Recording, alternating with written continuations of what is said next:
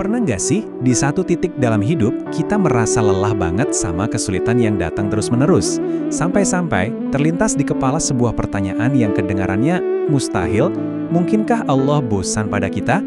Nah, ini bukan sekedar pertanyaan iseng, tapi sebuah perenungan yang sangat dalam yang akan kita bahas lewat sebuah kisah yang, luar biasa menyentuh. Oke, jadi ceritanya dimulai dari sebuah keluhan yang mungkin sangat akrab di telinga kita. Seorang pengemudi ojek online dengan semua beban di pundaknya curhat sama penumpang yang kebetulan seorang ustadz. Dia bilang, "Ustadz, orderan lagi sepi, cicilan makin hari makin numpuk. Rasanya hidup kok gini amat ya." Sebuah curahan hati yang tulus minta pencerahan. Yang menarik di sini, sang ustadz nggak langsung menjawab. Nggak ada tuh kalimat klise seperti, "Sabar ya Pak," atau "Perbanyak doa saja." Beliau justru diam, menyimak dengan saksama. Dan keheningan singkat itu justru jadi awalan untuk sebuah perspektif yang benar-benar baru. Lalu keluarlah pertanyaan ini. Pertanyaan yang membalikan semua keluhan si bapak tadi. Fokusnya bukan lagi kenapa hidupku sulit, tapi berubah jadi bagaimana hubunganku dengannya. Sebuah pertanyaan yang sebetulnya nggak butuh jawaban, tapi mengajak kita semua untuk berkaca. Tentu saja, reaksi pertama si bapak pengemudi, ya bingung, samalah seperti kita mungkin ya kan? Maksudnya gimana Ustadz? Memangnya Allah bisa merasa bosan? Kebingungan ini wajar banget, dan justru inilah pintu gerbang menuju pelajaran yang jauh lebih dalam. Oke, sekarang kita masuk ke inti dari nasihat sang Ustadz. Istilah bosan tadi, itu bukan tentang perasaan seperti manusia loh, tapi ini adalah sebuah kiasan untuk pencarian yang hilang.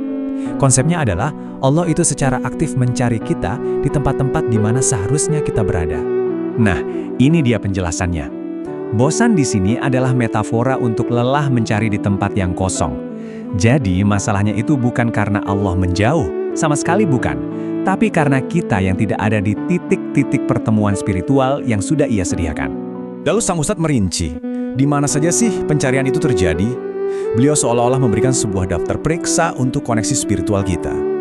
Allah mencari kita di syaf sholat berjamaah, di keheningan tahajud, di antara lembaran Quran yang kita baca, di catatan sedekah kita. Setiap amalan ini adalah lokasi di mana kita seharusnya ditemukan. Coba kita mulai dari yang paling dasar, sholat, tiang agama kita. Saat Allah mencari kita di sana, di shaf sholat wajib atau di waktu duha yang penuh berkah, atau mungkin dalam keintiman tahajud di sepertiga malam, tapi ternyata kita nggak ada di sana, wah, itu sinyal paling kuat bahwa hubungan kita mungkin lagi merenggang. Nasihat ini makin dalam lagi. Bukan cuma ibadah ritual, tapi juga soal kepedulian sosial dan kedekatan kita sama firman-Nya. Kata sang Ustadz, namamu tak muncul di catatan malaikat sebagai orang yang bersedekah hari ini. Tilawah Quran, catatan terakhirmu mungkin Ramadan tahun lalu. Betapa kalimat ini menampar kita ya, tentang seberapa jauh kita mungkin sudah berjalan pergi. Dan bisa ditebak, apa hasilnya? Si bapak pengemudi tadi terdiam. Gak ada lagi pembelaan diri, gak ada lagi amarah. Yang ada cuma hening yang penuh penyesalan. Dan inilah momen titik baliknya. Saat kita berhenti menyalahkan keadaan dan mulai berani melihat ke dalam diri kita sendiri. Nah, dari kisah yang menyentuh hati ini, kita bisa tarik sebuah prinsip yang fundamental. Ini bukan lagi cuma soal si bapak ojek, tapi ini tentang kita semua. Sebuah prinsip sederhana tentang bagaimana sebetulnya kita mengatur prioritas dalam hidup ini. Ini dia intinya. Sebut saja, hukum timbal balik spiritual.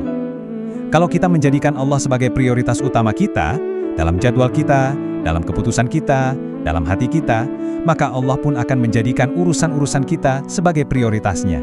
Sesederhana, tapi sedalam itu maknanya. Jadi, pada akhirnya semua kembali ke pilihan kita. Di satu sisi ada jalan yang terasa sepi, kering, penuh keluhan. Di sisi lain ada jalan yang dipenuhi cahaya, kebersamaan dengannya.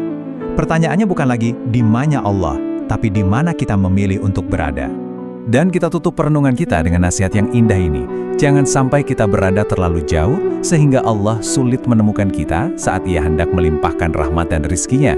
Jadilah pribadi yang mudah ditemukan, di majelis ilmu, di shaf sholat, di setiap kebaikan. Jadi, coba kita tanya ke diri sendiri, di manakah kita ingin ditemukan oleh Allah hari ini?